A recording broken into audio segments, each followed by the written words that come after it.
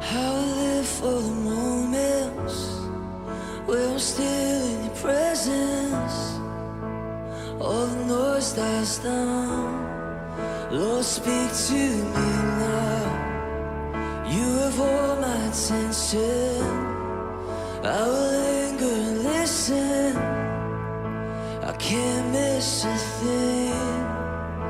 Lord, I know my heart wants more of you. My heart wants something new, so I surrender all. Fico muito feliz e muito honrado de estar contigo nesta noite.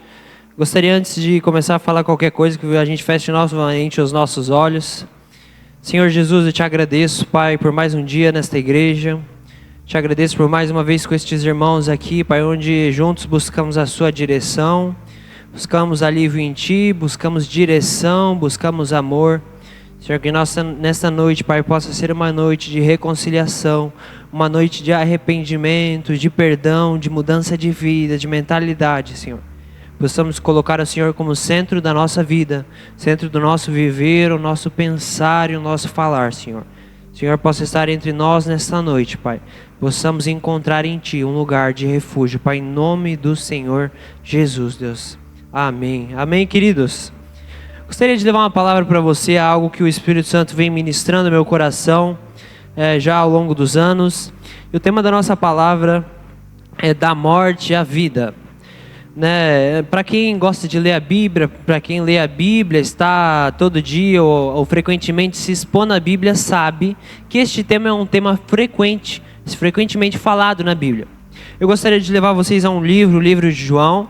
João é o quarto livro do Novo Testamento. Se você puder abrir a Bíblia aí, se você tiver trazido a sua Bíblia aí, no livro de João, no capítulo 12, no versículo 24.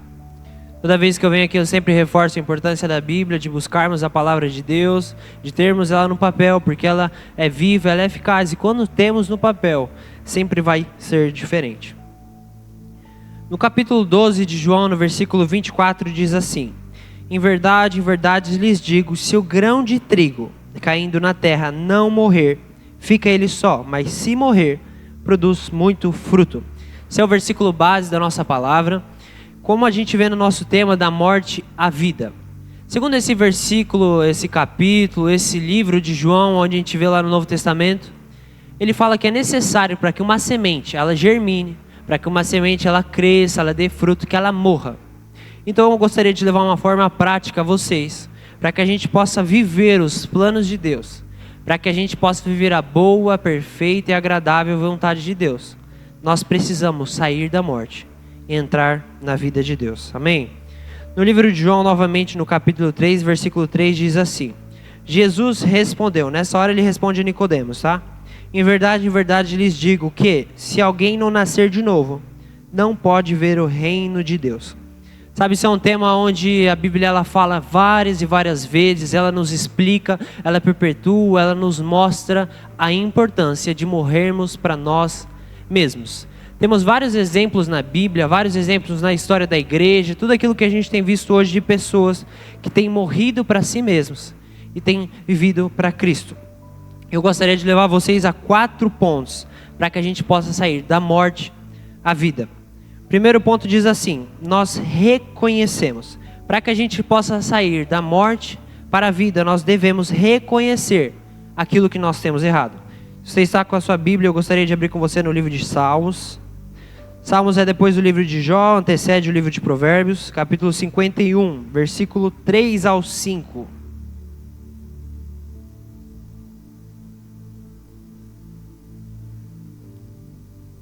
Versículo 3 ao 5 diz assim.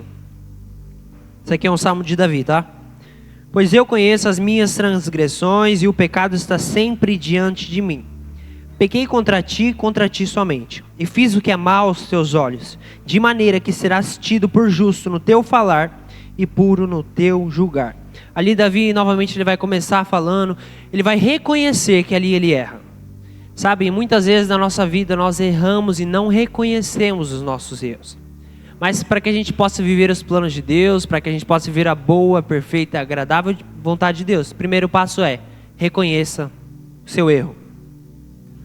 E nós podemos errar em tantas coisas, gente. Tantas coisas a Bíblia aponta como erros, como falhas, como escolhas que não agradam a Deus. E na sua vida pode ser, por exemplo, o orgulho, pode ser o controle, pode ser versões antigas de nós mesmos, pode ser mentiras, fofocas, murmuração, sonhos imaturos, dependência emocionais, pecados ocultos, temporadas da vida que já passaram, falta de perdão. Tantas coisas nós podemos errar, tantas coisas a gente pode se afastar de Deus. E o primeiro passo é: reconheça o seu erro. Quando nós reconhecemos o nosso erro, isso gera uma atitude de humildade. Sabe, a humildade é um dos caráteres de Cristo, está dentro do caráter de Cristo. Nós vemos desde o início da criação a dificuldade com a humildade. O diabo, como todos sabem, caiu no orgulho, quis ser maior que Deus. Adão e Eva caíram no orgulho, quiseram descobrir algo que o Senhor falou para não se infiltrar, para não entrar, para não escolher. E mesmo assim eles escolheram. Sabe, quando nós entramos neste lugar de orgulho, nós entramos num lado, nós entramos numa linha muito perigosa. Há um tempo atrás, quando eu comecei a estudar a palavra de Deus, mais ou menos com 16 anos, eu tenho 19, eu comecei a estudar de uma maneira muito clara, muito específica, muito pontual. Não era apenas para eu ler a Bíblia todo dia e preencher meu checklist. Era como forma de estudo, era como forma de entender aquilo que o Senhor tem para mim, para que eu possa derramar também sobre as pessoas. E uma coisa que isso perpetua muito na minha vida é a busca por humildade. Sabe, é muito fácil nós sermos orgulhosos. É muito fácil a gente achar que sabe demais. É muito fácil a gente achar que toca muito bem o instrumento, que faz muito bem o nosso trabalho, que é melhor que alguém, que aquilo que a pessoa faz nem se compara ao que eu faço. É muito fácil a gente cair nesse lado. E o orgulho é aquilo que o diabo ama. O diabo, sabe, tantas vezes na nossa vida nós caímos no orgulho. Talvez se você mostra o quanto você lê, se você diz o quanto você lê, se você precisa mostrar, se você precisa demonstrar o quanto você sabe, o quanto você pode, isso já demonstra um caráter de orgulho. E a Bíblia fala que o Senhor não gosta, o Senhor rejeita os orgulhosos. Sobre o conhecimento, a Bíblia fala que o Senhor revela aos humildes e esconde os orgulhosos. É muito fácil a gente ler, gente, muito fácil. Qualquer um pode ler. Se há alguém que acha que lê muito, entenda. Sempre tem alguém que lê mais que a gente. Se a gente acha que sabe muito, sempre tem alguém que sabe mais que a gente. A gente nunca vai conseguir ser os melhores no que a gente faz. Mas a gente pode ser os melhores em humildade. A gente pode ser os melhores em busca pela palavra, em levar o evangelho. E ser melhor não significa estar em primeiro lugar. Ser melhor significa colocar o Senhor como centro. E quando nós colocamos o Senhor como centro, isso define um caráter de humildade. No livro de Romanos, lá no Novo Testamento, todos sabem, Romanos está depois de Atos, capítulo 7, versículo 17, diz assim: neste caso, quem faz isso já não sou eu, isso é Paulo falando, mas o pecado que habita em mim, porque eu sei que em mim, isto é, na minha carne, não habita bem nenhum, pois o querer o bem que está em mim, mas não o realizo, porque não faço o bem que eu quero, mas o mal que eu não quero, esse faço. Mas se eu faço o que eu não quero, já não sou eu quem faz, e sim o pecado que habita em mim. Aqui nós estamos vendo Paulo. Paulo, ele é um cara que ele se converte de uma forma extraordinária. Paulo era um dos grandes perseguidores da igreja. Nós vamos ver várias citações de Paulo. Muitos conhecem Paulo pela fama dele, principalmente nos dias de hoje, onde Paulo é o autor com mais livros na Bíblia. São 13 livros, várias cartas para várias igrejas, várias denominações. Ele fala em linguagens diferentes. Paulo ele sabe falar várias línguas. Ele era um cara muito respeitado. E ele fala: tudo que a sociedade acha que é o máximo, eu tenho. Eu sou isso, eu sou isso, eu sou isso, eu sou isso, eu sou isso. Em outro versículo, esse mesmo Paulo, ele fala assim: nada se compara à sublimidade de Cristo. Querido, se nós achamos que a gente sabe demais, se nós achamos que nós temos demais, que nós somos demais, nós nunca vamos provar a boa, a perfeita e agradável vontade de Deus. Sabe, eu conheço muitas pessoas humildes que o Senhor tem levantado. Talvez essas pessoas não sabem tudo, elas não são tudo, elas não têm tudo, mas elas têm humildade. E a humildade eleva, o Senhor fala, o Senhor exalta os humildes e derruba os orgulhosos. Então nós podemos cair em várias áreas. A importância de reconhecermos aquilo que nós estamos caindo vai nos levar a uma outra atitude, que é o nosso segundo ponto. Ponto 2, nós nos arrependemos. Nós entendemos no arrependimento que é necessário também a humildade. Não é fácil nós nos arrependermos. Sabe, tantas situações da minha vida que eu errei, até hoje eu erro. E eu sempre preciso me arrepender. Sabe, situações onde estávamos em casa e eu falei besteira, eu falei da forma errada, e o Espírito Santo me constrangeu a me arrepender, a pedir perdão. E quando nós nos arrependemos, nós mostramos a Deus que o Senhor é o centro. Porque quando nós nos arrependemos, nós quebramos o nosso orgulho, nós mostramos que nós queremos viver o que o Espírito Santo tem para nós. E o Senhor vai honrar cada um na sua área, cada um naquilo que Ele tem para você. Eu gostaria de levar você ao livro de Provérbios, no capítulo 28, no versículo 13. Provérbios passa depois de Salmos. Você não precisa abrir. Provérbios 28, 13 diz assim: quem encobre as suas transgressões jamais prosperará, mas os que a confessam e a abandonam alcançarão misericórdia. No capítulo 1 de 1 João 9 ele fala: se você se arrepender de todo o seu coração, o Senhor é fiel e justo para te perdoar. Talvez você tenha uma visão de um Deus muito rigoroso, né? Tantas pessoas olham para o Velho Testamento e veem tantas formas onde o Senhor ele fala da ira, aquilo que ele iria fazer com os povos. Mas eu queria te dizer que há muito mais amor da parte de Deus também no Velho Testamento quanto no Novo Testamento. Eu estou lendo esses dias, eu tenho uma meta diária para terminar a Bíblia em tanto tempo, e eu estava passando pelo profeta Jeremias, Isaías e assim vai. E eu vejo a forma como o Senhor ama as pessoas, aquele povo em Jeremias. Sabe, de tantas vezes ele fala assim: ai, a minha ira, eu vou derrubar, vou acabar com vocês, mas em tantas formas. Depois que ele fala isso, ele fala: mas se vocês se arrependerem, se vocês mudarem as suas atitudes, se vocês escolherem derrubar os ídolos que vocês têm adorado, se vocês escolherem colocar a mim como centro, eu vou poupar vocês. O Senhor ele fala isso todo dia para você, querido. Se você não roubar, você não vai ser preso. Se você roubar, você não vai ser morto. Você não vai sofrer essa reação de algo que você não fez. E quando nós escolhemos mudar as nossas atitudes, nós estamos saindo da morte para a vida. Nós estamos negando a nós mesmos.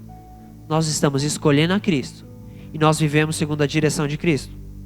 E nesse livro de Salmos, a gente vê o exemplo de Davi. Sabe, uma coisa que a Bíblia nunca quis deixar exato é perfeição. Deus não espera a perfeição de vocês. A Bíblia fala: eu sei que vocês vieram do pó. Deus sabe, Ele deixou claro. Ele sabe que vocês vão passar por aflições, que alguma hora você vai errar. Mas o Senhor, Ele também sabe que a partir da cruz, a partir da graça, a partir daquele momento que Jesus fala: é necessário que eu vá para que o meu Espírito esteja com vocês, nós não temos mais desculpa para cair em pecados. A Bíblia fala: tudo aquilo que vem sobre a sua vida, tudo aquilo que talvez tenha te derrubado, que você tenha escolhido mal, você pode vencer. A partir da graça de Jesus, a partir da graça que é o Espírito Santo, nós podemos vencer todos os nossos pecados. Nós podemos nos arrepender, escolher a Cristo como centro e mudar as nossas atitudes. E sabe, um exemplo prático para vocês, algo que aconteceu na minha vida. Durante um tempo da minha vida, eu nasci na igreja, eu buscava Jesus, eu servia em várias áreas, mas eu não tinha entendimento e não praticava exatamente o que a palavra fala. E de uma maneira clara, eu posso dizer, por exemplo, né, o que era na minha época, e o que para vocês adultos hoje não é um exemplo que se encaixa com vocês, mas que se encaixou comigo na época, que seria a cola numa prova. Sabe, para mim era o caminho mais fácil. Era o caminho onde eu chegaria numa nota melhor, onde talvez eu não precisaria estudar, ou eu estudaria pouco.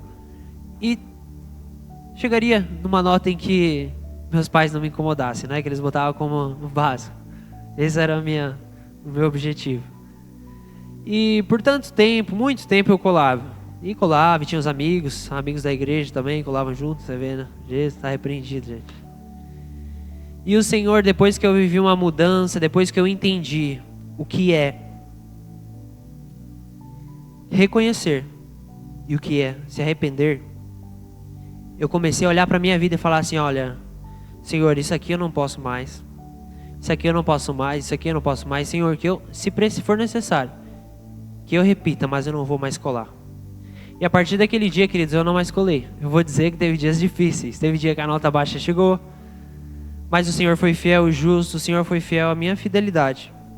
Eu me arrependi, eu escolhi ser humilde, eu escolhi obedecer a Deus, eu escolhi ir contra a corrente.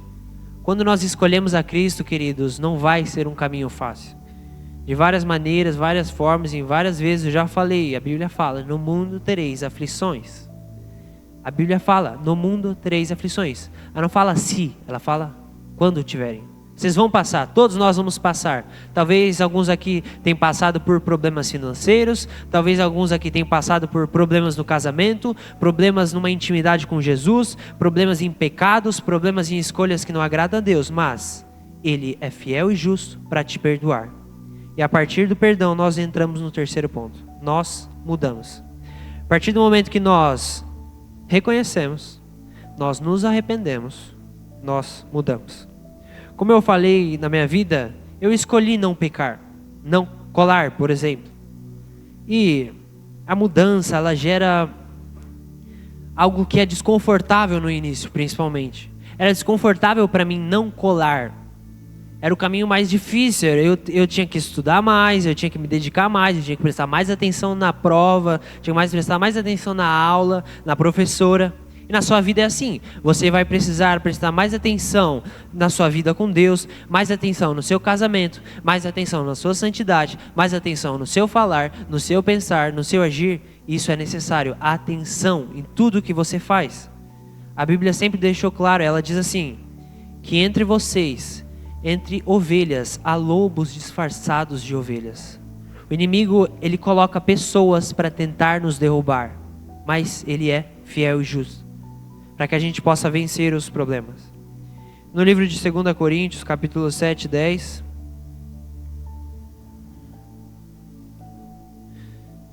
diz assim: porque a tristeza, segundo Deus, produz arrependimento para a salvação, que a ninguém traz pesar. Mas a tristeza do mundo produz morte. Como nós estamos falando aqui, é algo que a gente não quer. A gente não quer morte para a nossa vida. Então a gente precisa escolher, nos reconhecer. Nós precisamos escolher, nos arrepender. E nós precisamos escolher, mudar. A mudança não é fácil, gente. Todos aqui são adultos praticamente, todos sabem que vamos passar por problemas no casamento, vamos passar por problemas às vezes numa frieza espiritual com o Senhor às vezes não vai nos responder, vamos passar por talvez momentos de uma vida financeira em que às vezes vai ser complicado, que vai ser difícil, vamos passar por momentos onde nós não temos respeitado a nossa família ou nossos amigos, ou talvez temos caído em pecado e não estamos conseguindo vencer por nós mesmos. Mas a partir do momento, queridos, que nós colocamos o Senhor como centro, essa atitude aqui que Jesus fez por nós, você entende que Jesus ele teve que sair da zona de conforto para que a gente pudesse vencer, para que a gente possa vencer os nossos pecados. A gente não tem noção do que o Senhor pagou na cruz. Para quem conhece um pouco de história, sabe que quando Jesus foi crucificado, ele é crucificado por uma cultura muito complicada. Uma cultura de tortura muito complicada, onde eles sofriam. Jesus particularmente sofreu mais ainda. Temos uma cruz onde tem 2 ladrões e Jesus no meio. Apenas Jesus, queridos, foi crucificado com pregos nas mãos e nos pés. Tantas vezes na nossa vida, nós temos colocado as nossas falhas como um empecilho de que eu não consigo vencer, eu não consigo mudar, eu não posso, eu não quero. Mas a partir do momento que nós colocamos o Senhor como o centro, nós vamos vencer, queridos. A Bíblia antecede. Sabe, para quem joga algum jogo ou algo na vida, e você não tem chega aquela fase em que você não consegue passar, né? E às vezes você vai assistir um filme e você quer escolher o caminho mais fácil. Você pega um atalho, né? Você descobre como passar aquele level de uma forma mais fácil, quer apertar. Você descobre o que já vai acontecer no filme, na sua série. O Senhor já disse o que ia acontecer e o que vai acontecer. O Senhor já venceu a morte, queridos. Jesus é o centro. Ele é o nosso exemplo. Ele é a nossa pedra angular. No livro de Efésios, uma das cartas de Paulo, como a gente citou aqui antes, Efésios 6, recomendo vocês a ler o livro de Efésios. Efésios é um livro muito curto, com 6 capítulos, mas ele nos mostra muitas coisas. O capítulo 6 de Efésios, particularmente, ele mostra como deve ser a conduta do cristão. Então, se você gostaria de saber como você reconhece, como você se arrepende, como você muda, o livro de Provérbios, o livro de Efésios vai te ajudar também. Efésios 6, no capítulo 4, 22 ao 24, diz assim. Perdão, gente, Efésios 4. Quanto à maneira antiga de viver, vocês foram instruídos a deixar de lado a velha natureza, que se corrompe segundo desejos enganosos, a se deixar renovar o espírito do entendimento de vocês, e a se revestir da nova natureza criada segundo Deus, em justiça e retidão procedentes da verdade. Sabe, a Bíblia, ela é muito clara e ela fala assim: não apaguem o espírito. Não deixem o espírito. Se ela diz isso, quer dizer que a gente pode apagar, que a gente pode deixar, que a gente pode afastar. O Espírito Santo, ele não é algo, ele é alguém. Se você gostaria de ter mais entendimento além da palavra do que é o Espírito Santo, temos vários livros afora. Temos pessoas que dominam esse assunto, que têm um relacionamento muito profundo, que têm frutos, que têm obras que comprovam que o Espírito Santo tem movido na vida das pessoas. Por exemplo, tem um livro, Bom Dia Espírito Santo, do Benny Hinn. É um livro que eu já li 2 vezes, e toda vez que eu leio, a minha intimidade, o meu relacionamento com o Espírito Santo cresce. Por quê? Nós olhamos para essas pessoas que saíram da morte e viveram, e a gente vive cada dia mais próximo deles. Então, quando nós mudamos, evidentemente que muitas vezes não vai ser fácil, evidentemente que a gente vai passar por provas, por lutas, e a Bíblia é clara. Sabe, se você está numa fase da sua vida em que você não tem passado por prova nenhuma, que você não tem sido tentado por nada, que você não vê uma luta da sua parte, sinto lhe informar que talvez você está mais próximo do mal do que do bem. A Bíblia fala que vocês vão ter aflições. Quando a gente olha para Jesus, em todo o evangelho dele, tem pessoas negando ele, em todo o evangelho dele tem pessoas que dizem que o que ele fala é mentira.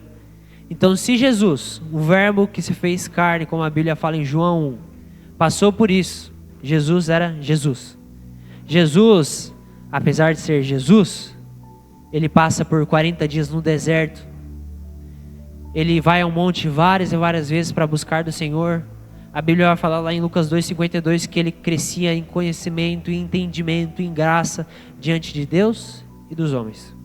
Então imagina, querido, se nós, que somos pessoas, não somos perfeitas, não estamos no nível de Jesus, você imagina o quão é necessário, a importância de buscarmos ao Senhor, buscarmos mudar a nossa maneira de viver.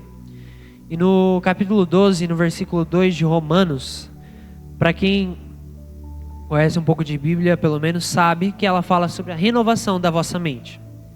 E a Bíblia fala assim: não vos amoldeis ao padrão deste mundo.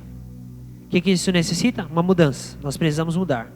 Nós não vamos nos viver segundo os padrões, e isso sai da zona de conforto. Mas, a partir do momento que nós saímos do padrão do mundo, renovai-vos pela renovação da vossa mente, para que você possa comprovar a boa, a perfeita e agradável a vontade de Deus. Então, se nós queremos viver isso aqui, se nós queremos comprovar isso aqui, nós precisamos não nos amoldar ao padrão do nosso mundo. Nós precisamos renovar a nossa mente. Nós precisamos mudar a nossa forma de viver. E é desconfortável, é difícil, as lutas são diárias, às vezes a vontade de pecar, a vontade da maledicência, a vontade de fofocar, a vontade de talvez não buscar ao Senhor, não ler a sua palavra, não jejuar. Mas se nós colocarmos o Senhor como centro, nós podemos. Sabe um dos motivos por que Jesus morreu na cruz por nós? Porque Jesus viveu tudo o que viveu, para que Ele pudesse ser o nosso exemplo. Eu não sei você, mas seria muito difícil a gente ouvir alguém pedindo para nós que sejamos santos se ele não praticou a santidade.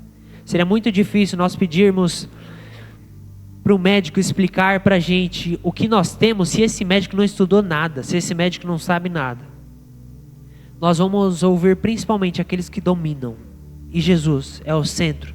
O Senhor é a pedra angular, o Senhor viveu, o Senhor comprovou, o Senhor passou, para que eu e você possamos passar, possamos vencer, possamos mudar e possamos comprovar a boa, a perfeita e agradável vontade de Deus. E o quarto ponto é nós seguimos. No livro de Filipenses, novamente as cartas de Paulo, no capítulo 3, versículo 13. Filipenses é logo as cartas dos Efésios. Filipenses 3:13 diz assim: Irmãos, quanto a mim, isso é Paulo falando, não julgo havê-lo alcançado, mas uma coisa eu faço, eu esqueço-me das coisas que ficam para trás e eu avanço para as que estão adiante.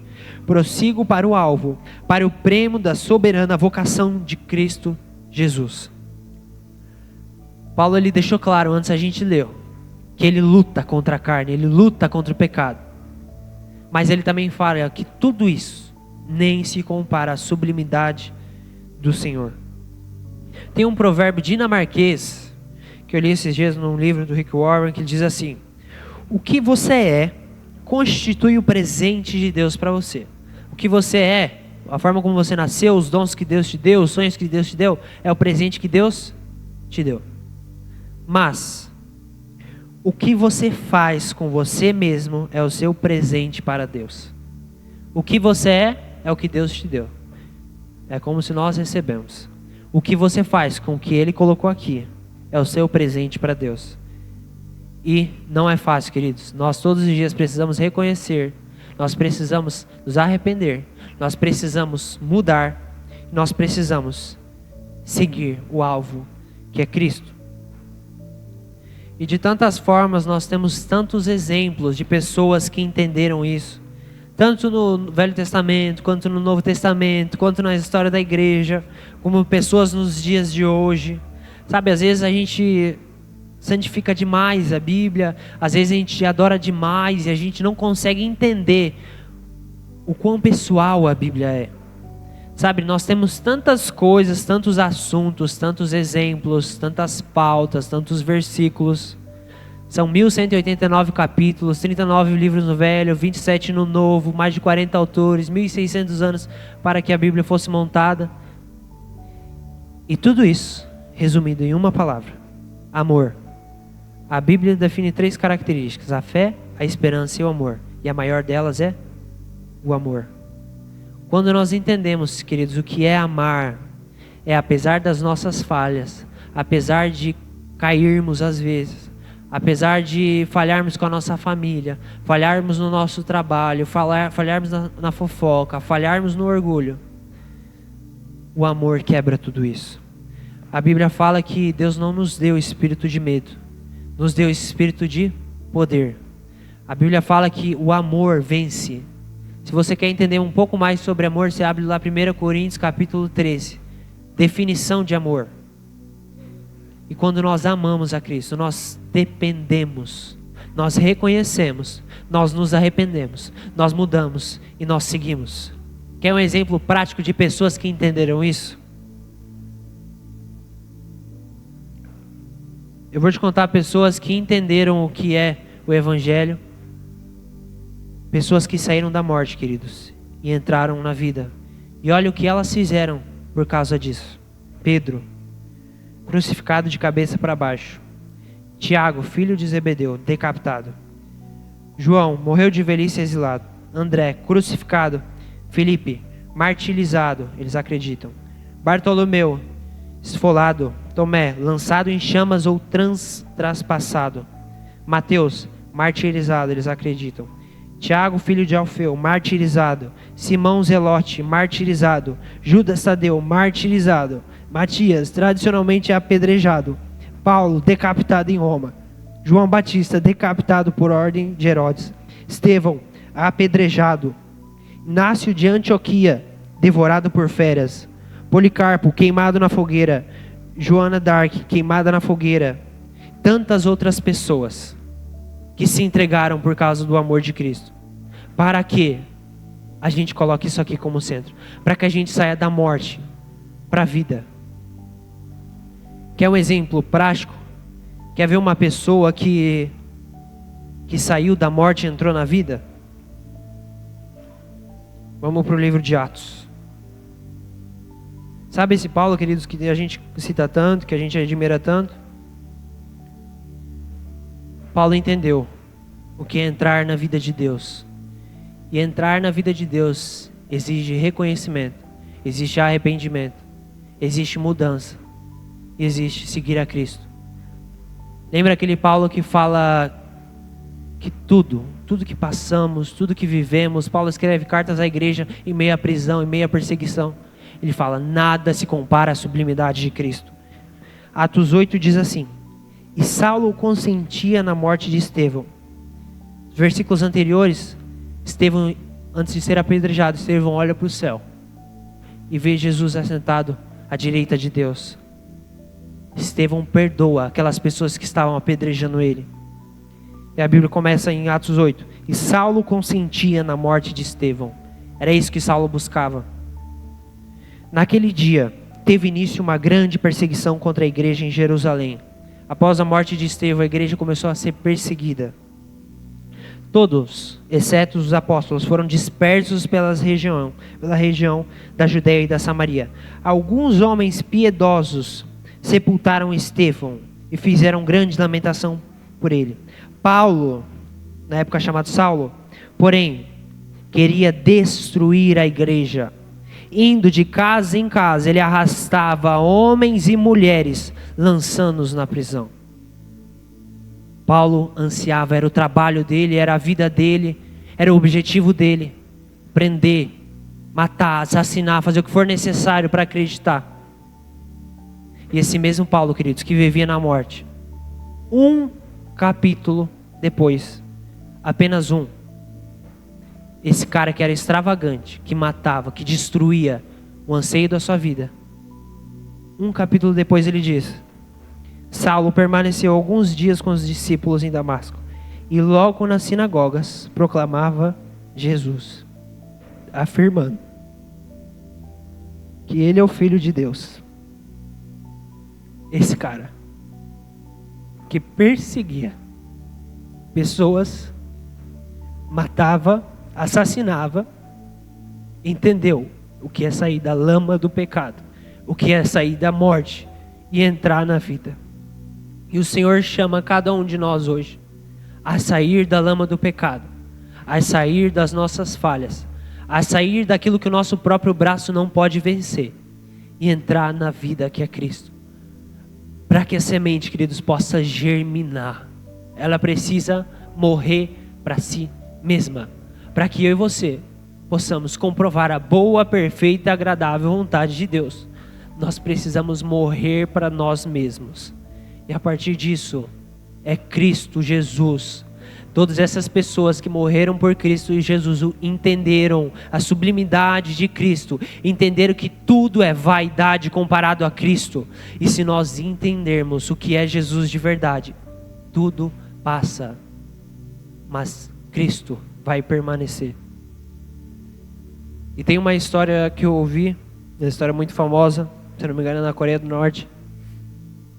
Naquela época, há um tempo atrás, os cristãos estavam sendo perseguidos e uns soldados colocaram uma família num buraco e iam enterrar eles se eles não negassem a Cristo. E eles com armas apontadas ali com a pá, com a terra, eles falam: negue a Cristo, senão nós vamos matar vocês. Pode dizer. Negue a Cristo, senão nós vamos matar vocês. E as crianças daqueles pais, tinha um pai, a mãe, duas crianças, eles gritam: papai e mamãe, neguem a Cristo, para que a gente possa ver. Pode desligar. Neguem a Cristo, por favor. A mãe olha para os filhos e fala: filhos, nós entraremos na presença do Pai. Nós iremos para um lugar onde não há dor. Nós iremos para um lugar onde não há pecado, não há luta. E após isso, eles iam sendo enterrados. Chega nas crianças, as crianças, eles começam a cantar e as crianças param de cantar e sendo enterrados. Chega nos pais, os pais param de cantar e aquela família é morta por causa da sublimidade de Cristo.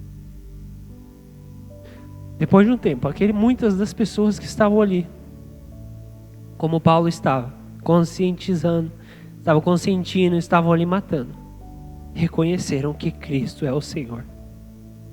Queridos, nada pode vencer Cristo. Ele já venceu a morte. Ele morreu por nós. E muitas vezes nós podemos errar, muitas vezes nós podemos pecar, mas o Senhor, Ele vai te ajudar. O Espírito Santo, Ele clama para que você chame Ele para um relacionamento. Gente, o Evangelho, a palavra, a igreja, a palavra, tudo isso é sobre humildade, simplicidade, levar isso que Deus te deu. Deus te deu um presente. E aquilo que você fizer com Ele é o seu presente para Deus. Não é sobre números, não é sobre o quanto podemos, o quanto sabemos, é sobre a sublimidade de Cristo Jesus. E depois que Jesus morre, a gente vai ver lá no livro de Lucas, no capítulo 24, onde a gente conhece a história de Emaús. Vou resumir aqui para vocês. Após Jesus ser morto, Jesus, ele ressuscita depois de 3 dias e ele aparece para 2 discípulos. Interessante que naquele momento eles não reconheceram quem era o Senhor. Eles não entenderam, os olhos deles não viam que aquele cara que morreu, o verbo que se fez carne, ele ressuscitou por causa de nós. E Jesus aparece para eles, eles não reconhecem, eles começam a conversar com Jesus e tal. E depois de um tempo, o Senhor começa a falar e a Bíblia vai dizer assim, ó: de fato, alguns dos nossos foram ao túmulo e verificaram a exatidão do que as mulheres disseram, mas não viram Jesus. Então ele lhes disse: como vocês são insensatos e demoram para crer em tudo o que os profetas disseram? Não é verdade que o Cristo tinha de sofrer e entrar na sua glória? E começando por Moisés e todos os profetas, explicou-lhes o que constava a respeito dele em todas as Escrituras. Quando se aproximavam da aldeia para onde iam, ele fez menção de passar adiante, mas eles o convenceram a ficar, dizendo: fique conosco, porque é tarde e o dia já está chegando. Entrou para ficar com eles e aconteceu que quando estavam à mesa, o Senhor Jesus pegou o pão e o abençoou, depois partiu o pão e deu a eles. Então os olhos deles se abriram e reconheceram Jesus, mas ele desapareceu da presença deles. Atente-se a isso. E disseram um ao outro: não é verdade que o coração nos ardia no peito quando ele nos falava pelo caminho, quando explicava as Escrituras? Querido, Deus te deu um presente. Enquanto Jesus falava para eles, sem ele saber, algo queimava. E o Senhor chama vocês, chama a mim, chama nós como igreja a queimar por Jesus. E isso vai exigir reconhecer, arrepender, mudar e seguir para o alvo que é Cristo. Não é fácil, mas comparado à sublimidade de Cristo Jesus, vale a pena. Vale a pena gastar os nossos dias, vale a pena gastar a nossa juventude, vale a pena gastar a fase que nós estamos casados, vale a pena todos os nossos dias gastar por causa do nome de Jesus. Não é fácil. Não é fácil. Tem dias que eu me irrito com a minha família, com o meu trabalho, com as pessoas. Às vezes eu não entendo, mas eu não consigo. Sabe por quê? Porque comparado à sublimidade de Cristo, tudo passa, queridos, mas uma coisa permanece, e o nome dele é Jesus. Amém? Gostaria de que você levantasse, pode levantar, a gente vai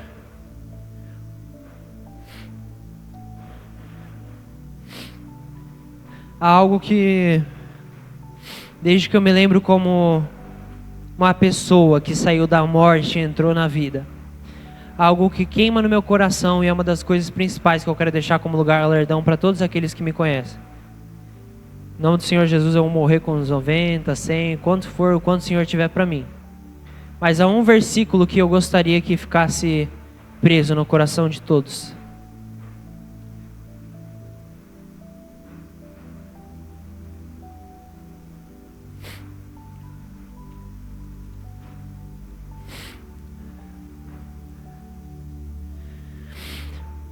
Que diz assim: